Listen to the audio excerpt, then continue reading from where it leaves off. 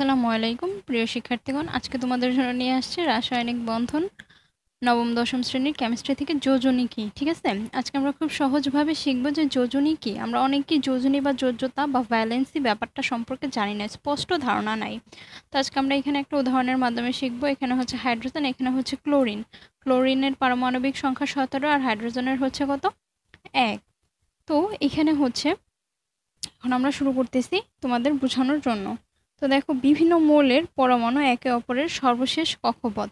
তোমাদের বই এরকম কিছু কথা আছে যে বিভিন্ন মৌলের পরমাণু তাদের যে সর্বশেষ কক্ষপথে যে ইলেকট্রন সংখ্যা থাকে সেটা কি গ্রহণ বা বর্জন কি করে, গ্রহণ বা বর্জন। বর্জনের মাধ্যমে দুইটা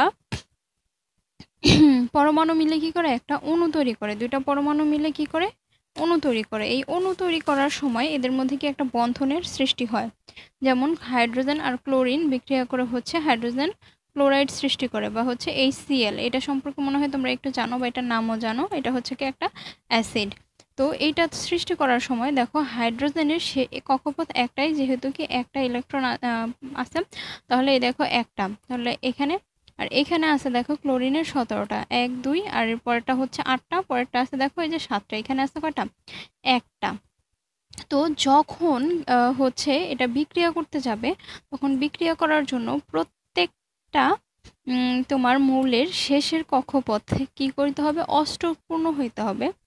অষ্টক পূর্ণ হইতে হয়, অষ্টক পূর্ণ মানে শেষটায় কয়টা থাকতে হয়, 8টা থাকতে হয়। এখানে দেখো ক্লোরিনের কয়টা আছে, 7টা আছে। এখন ক্লোরিন যদি 8টা হইতে চায়, তাহলে হাইড্রোজেনের এটা ওর নিতে হবে।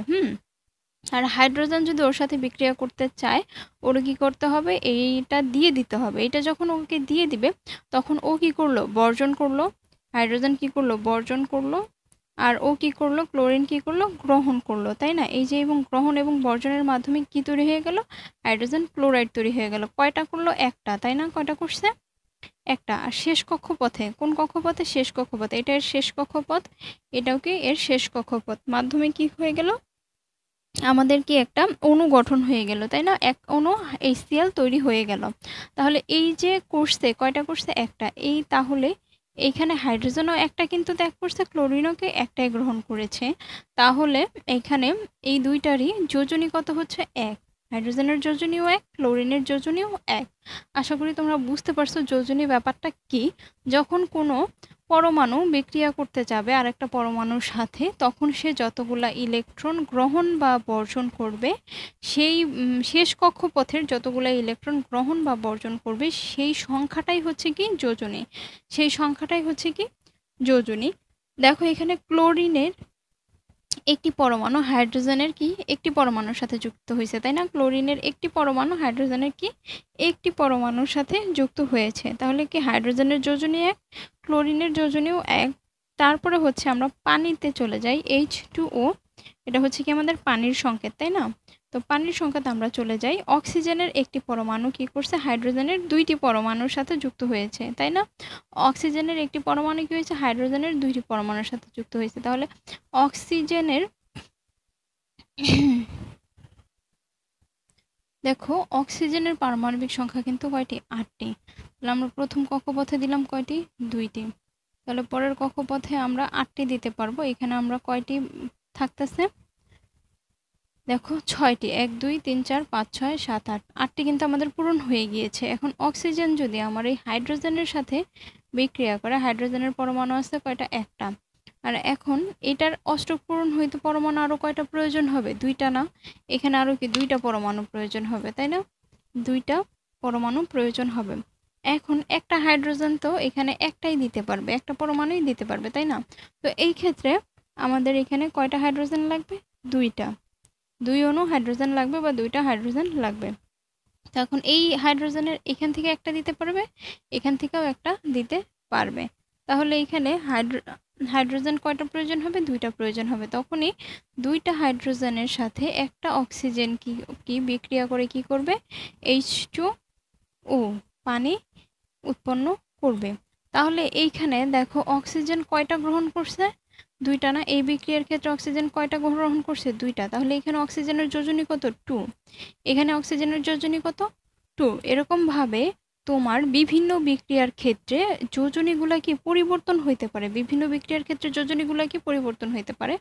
যেমন এইখানে অক্সিজেনের 2টা লাগছে এইটার সাথে, তো এক্ষেত্রে অন্যান্য বিক্রিয়ার ক্ষেত্রে আরও কম বেশি লাগতে পারে বা দেখা যাইতে পারে। যেমন ক্লোরিনের এখানে একটা গ্রহণ করছে, তাই এমনও হইতে পারে অন্য জায়গায় ক্লোরিন এর চেয়ে অধিক গ্রহণ করতে পারে, বা বর্জ্য ক্লোরিন কি করতে পারে, বর্জনও করতে পারে।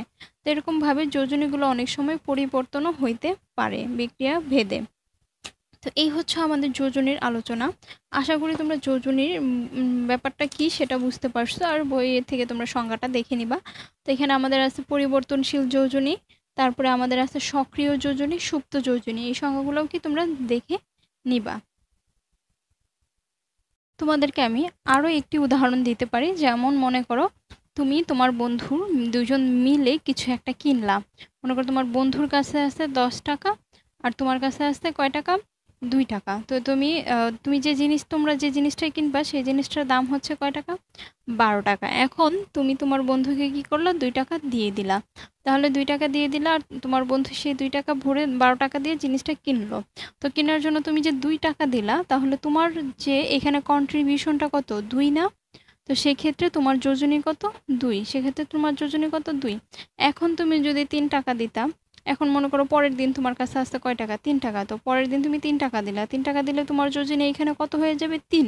তাহলে এটাকে পরিবর্তনশীলও হইতে পারে সময় এবং বিক্রিয়া ভেদে। তো আশা করি তোমরা খুব ভালোভাবে বুঝতে পেরেছো যোজনী বা যোজ্যতা বা ভ্যালেন্সি জিনিসটা কি।